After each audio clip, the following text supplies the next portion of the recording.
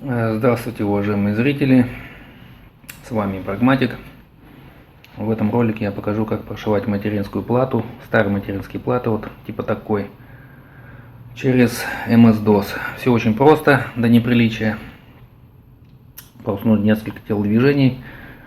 В инструкциях там как-то мутно все сказано, ну вот я решил сделать поэтому ролик, чтобы любой пользователь, даже не искушенный, просто повторил это действие на своей плате и, может быть,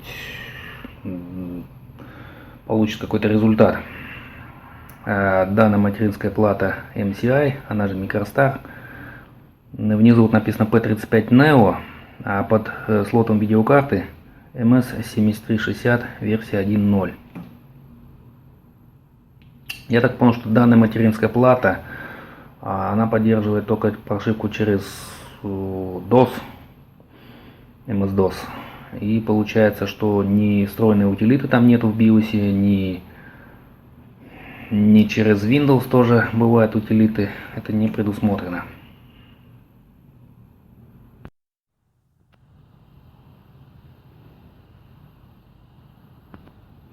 В данном ролике также будет очередность такая соблюдена быть. Как найти прошивку, как записать ее на флешку, потом как загрузиться и прошить ее с флешки.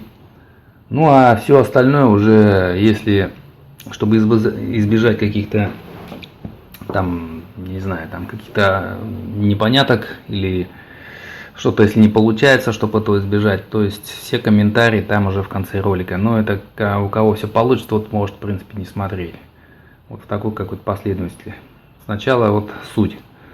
Забиваем в поисковую строку вот такой вот поисковый запрос.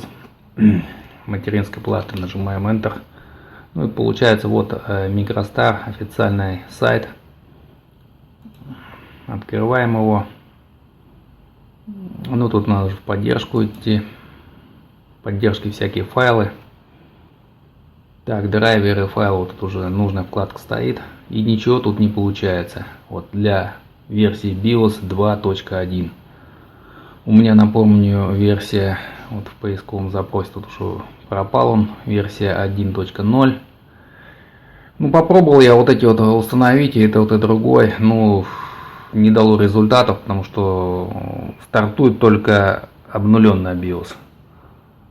Что-то происходит, потом уже она не перезагружается, то есть ничего это не дало результат. Поэтому, ну, пробуем что-то другое. Значит, вот такой вот запрос. BIOS и то же самое. Надо правильный запрос делать, это в Google ищется. И вот тут открывается неофициальный сайт, вот такой вот. Здесь собираются прошивки. Вот в данном случае уже от нашей материнской платы есть прошивка. Ну вот тут какие-то Neo F, как бы, что такое, G33, у нас P35 с буквой F, FI. Ну я посмотрел, они, вот эти все версии 1X, это все я наскачивал уже, они все одинаковые. Ну берем, например, вот эту вот.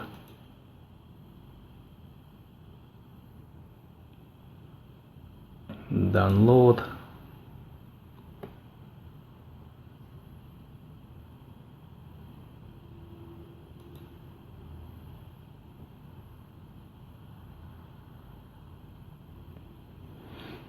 Что-то тут ругается, разрешить загрузку. Так, все, файл скачан. Вот файл скачался, я использую Total Commander, удобнее работать с ним.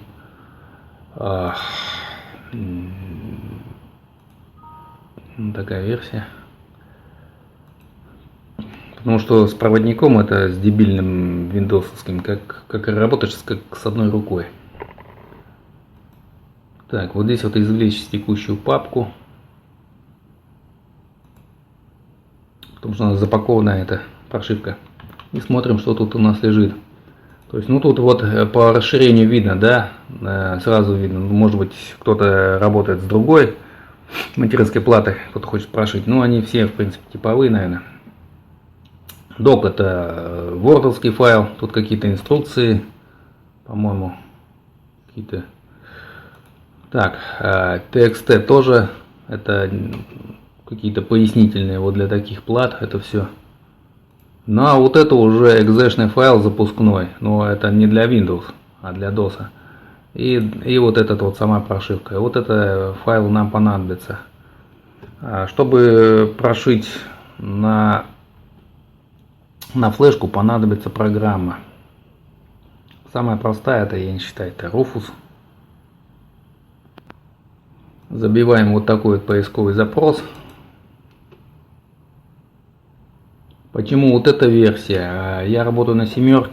Если у кого-то 10, кто-то будет прошивать через 10 или там 11, ну, наверное, есть там 4 версия, но уже заранее известно, что скачав 4 версию на 7, начинаешь запускать и пишет последняя вот такая-то версия.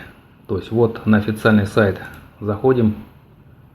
И здесь вот портабельную версию. Это та версия, которая, вернее, не 4.2, конечно, 3, вот она, 3.22 портабельная версия.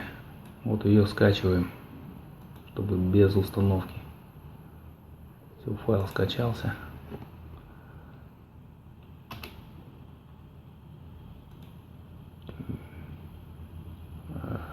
Так, тут сразу я вот делаю такую папку.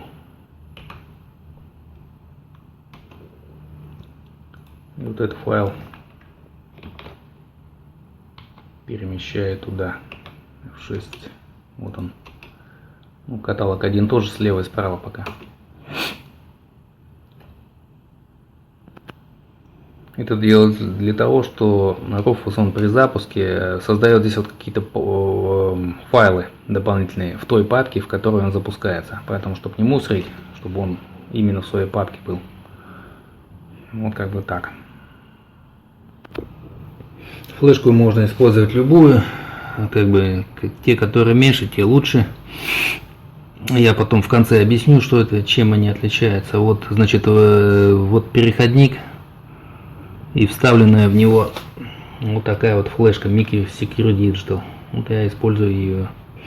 Здесь у меня просто вот маленькая тоже флешка 2 гигабайта, скоростная там, но с индикатором очень удобно. Но просто там загрузочная какая-то программа, поэтому. А вот эта вот у меня пустая, поэтому я буду использовать ее как загрузочную. Вставляем флешку в гнездо. Появился накопитель.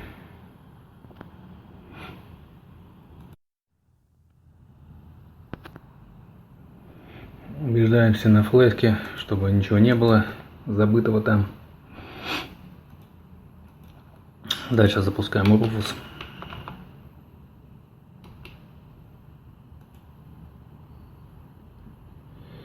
Вот показывает флешку. У меня она одна, поэтому тут только ее и видно, в общем-то.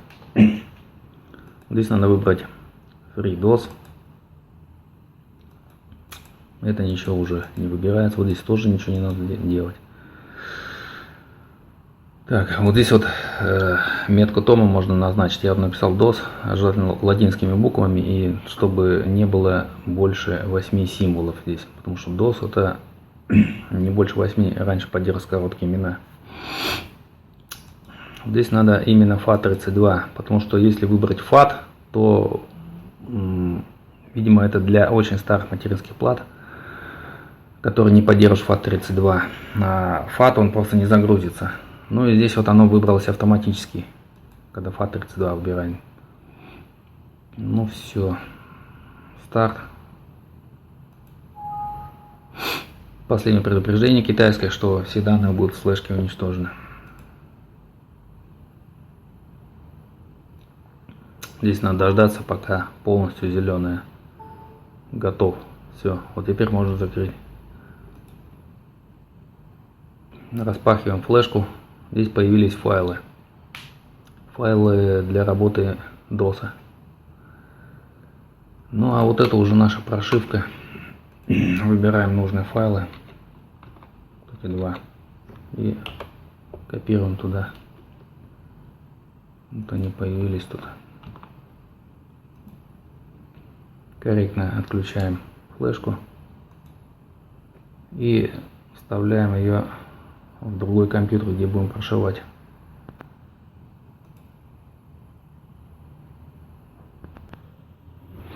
Включаем.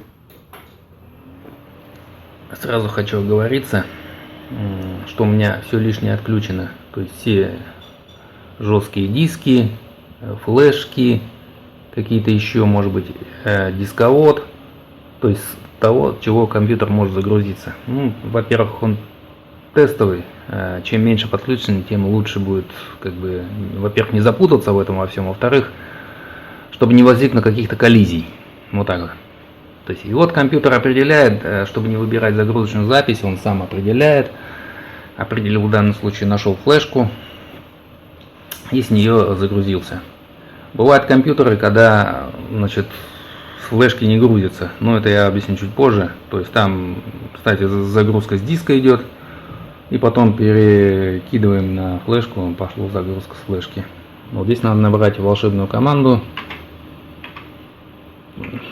Простую dir и нажать Enter.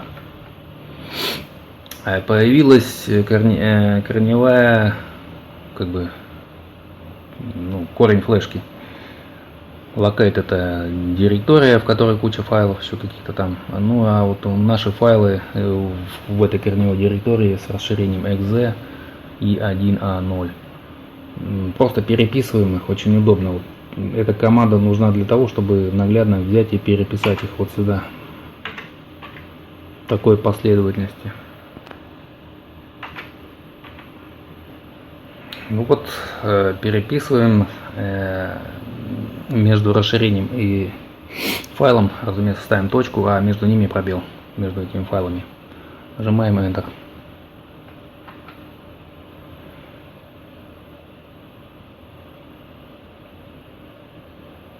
Загрузилась программа, прошивальщик, и пошел процесс.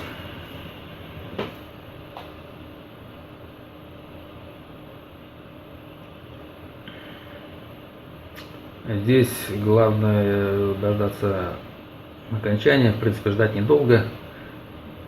Ну и надо помолиться перед этим, чтобы не выключили свет, у кого нету бесперебойника. У нас иногда отключает, несмотря на то, что дом новый, но почему-то у них что-то там рвется. И вот если это случится сейчас, то, скорее всего, плата уже BIOS выйдет из строя. То есть с помощью какого-то программатора надо будет потом прошивать. То есть компьютер не загрузится. Ждем процесс. Ну вот, программ ended, нормально, значит нормально все прошито. Все, можно перезагружать компьютер и смотреть, что получилось. Ctrl-Alt-Delt. 3 буквы нажимаем. Корректного выхода там нету через Exit. Вот такая заставочка.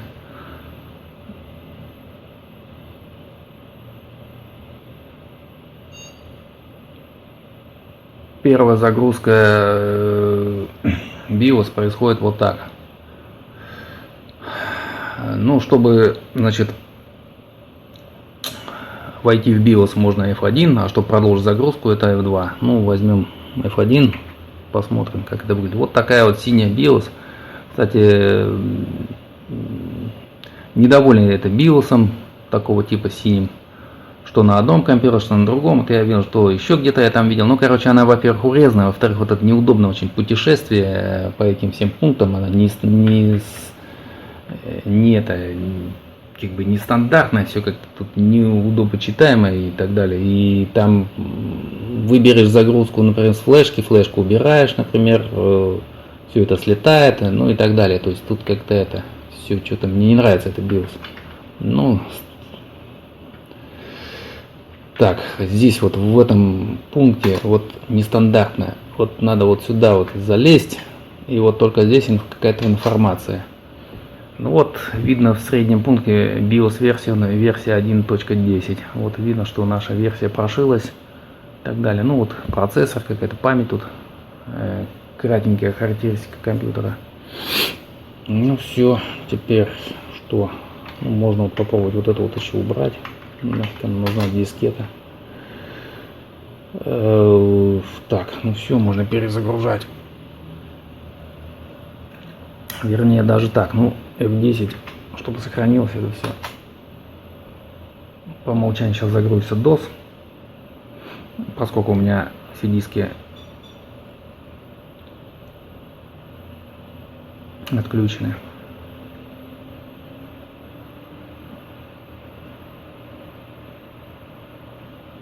Ну да, все, можно подключать жесткие диски и грузиться с нее. Так, здесь просто выключаем кнопкой, один раз нажимая.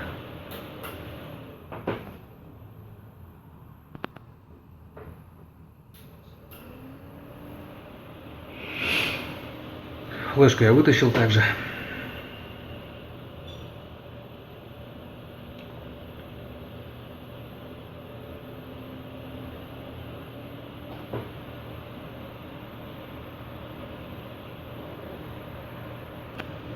Ну, загрузился компьютер, CPU-Z загружаем, тут попроще.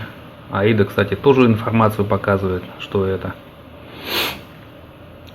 Так, и вот вторая вкладка, Mainboard. Ну, вот 7360, там туда-сюда.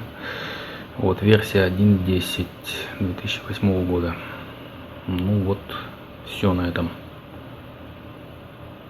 Тут кому интересно. Тест мощности процессора.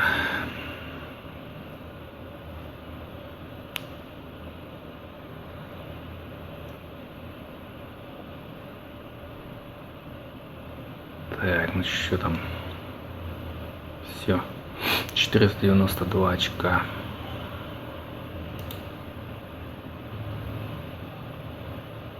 Два и 8. Я пока ничего не разгонял тут.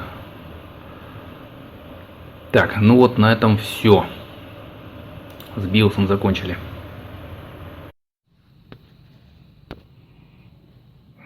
Для загрузки на компьютерах, на которых система не позволяет этого делать с флешки, есть такая программа Plop Boot Manager. То есть его надо записать ISO файл на диск. Сразу говорю, что дисководы старые уже сейчас у компьютеров.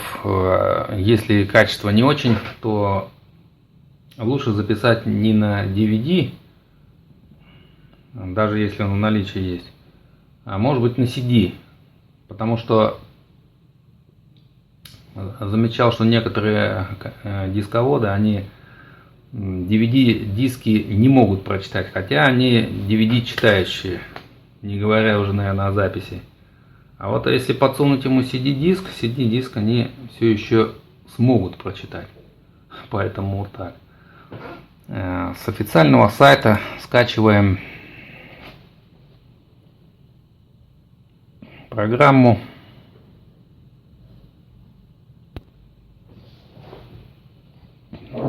Plop.at. Появляется поле. Вот здесь вот есть Downloads. И вот первую ссылку зеленую. Ну вот 5.0.15 ссылку. Все загрузилось.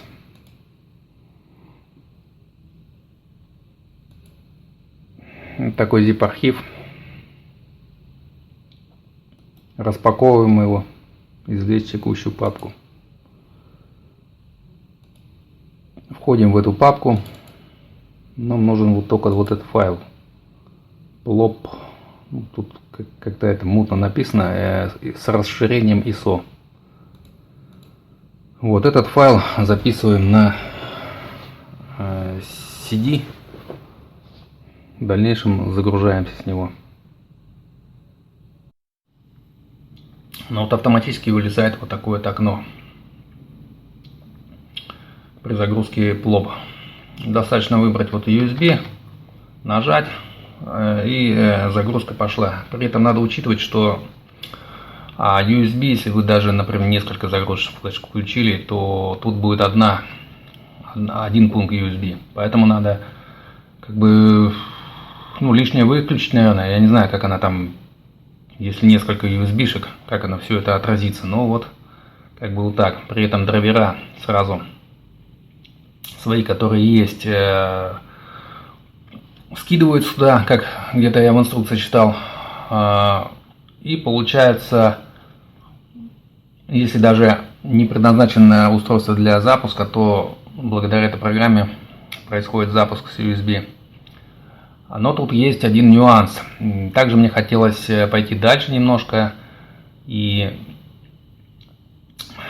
с помощью вот этого плопа загрузить NVMe накопитель. Вот эти вот партиции, это вот то, что видит, какие загрузочные записи, я так понял.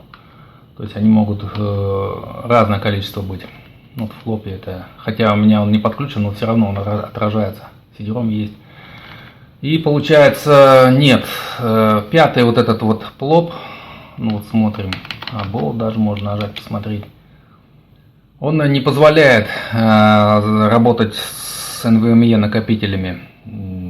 Было бы интересно очень. 6-ю версию я там пробовал на сайте, но что-то как-то там я так и не разобрался, как ее записать и как она вообще загружается и так далее. Может быть, она и это позволяет делать. Вот так на сегодняшний день. Хотел бы сразу еще по флешкам рассказать.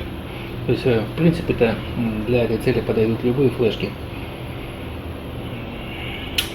Желательно поменьше объемом.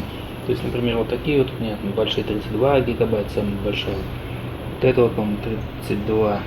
Ну, это уже на современный манер. Вот, железная. Я использовал вообще-то вот такой переходник. Ну и вставлены с нее флешки. Вот они вот парочку вставлены. Это я заказывал в Китае. Это вот тоже. Вот это мне меньше понравилось, потому что как бы здесь вот у одного, один, во-первых, вышел почему-то из строя, а второй болтается тут. Вот это вот. А здесь эти, в принципе, нормальные. Меня беспокоило, что они два в компьютер не поместятся. Есть спаренные гнезда, нет, они по ширине нормально. Так, единственное, хотел бы сказать, что на сегодняшний день лучше так вот еще вот такой переходник есть тоже под большую, под маленькую флешку, под микро Secure Digital и под вот такие вот под Secure Digital, даже фирменный. Тоже мне просто доставался, я не знаю откуда он. Дело в том, что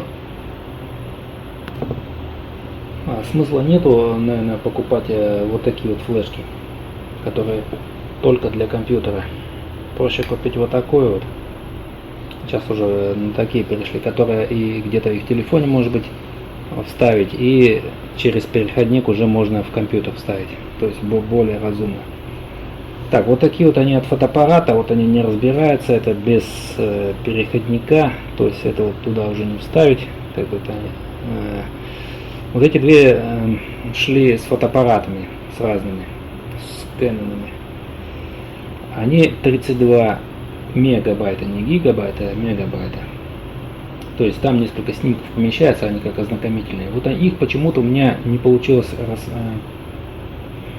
переформатировать FAT32. Только FAT. Не знаю почему. Может там структура такая. То есть Rufus не предлагал такое. То есть там не было такой пункта меню. А вот это вот все нормально. То есть через вот этот вот адаптер я вставил туда и вставил в компьютер. То есть это уже более современное. Уже в гигабайтах. Secure Digital HSIL даже. И со скоростью 10. Вот, кстати, тоже надо будет обратить внимание на скорость, то есть низкие скоростя сейчас уже, наверное, смысла нету. Вот если я не помню, тоже десятка, по-моему, соневские. Они, по-моему, цены такие же. Ну и вот, получается, это отформатировал, все нормально. Ну, в общем-то, все. Kingston я вообще не советую брать. Была вот такая маленькая Kingston'ская, вот с этим адаптером я покупал на 16 гигабайт. Значит, в конце концов, долго работал, но в смартфоне вышло из строя. Причем там я 2 симки поменял местами, все это запустил. Сим-карта вообще никак не относится к этому. Все это запустил, и в итоге что? И в итоге он перестал видеть ни компьютер, ни смартфон, ничего не видит. Также адаптер, он тоже еще долгое время работал. Вот я с такими флешками использовал. Ну, компактный очень, самый видимый из компактных адаптеров. Просто сравнить с этими вот. Но дело даже не в этом, а дело в том, что просто они выпустили такой. Туда вставляешь. И в конце концов он тоже вышел из строя. Ни флешка не опознается. Разные флешки менял, вот эти вот такого типа. Компьютеры тоже менял, ничего подобного. То есть у них, по-моему, запланировано устаревание идет. То есть они этим грешат, фирма. Ну вот это вот, она пока работает, да, я тоже покупал это. Пока работает, но проблема такая, то что вот я сейчас, не знаю, я и форматировать тоже пытался. То есть она форматируется, вернее. Ситуация не изменилась, по-моему. Значит, вставляю в компьютер ее не видит. Windows 7. Перезагружаю компьютер, вот после перезагрузки она становится видна. То есть у меня там загрузочные какие-то программки были. Вот.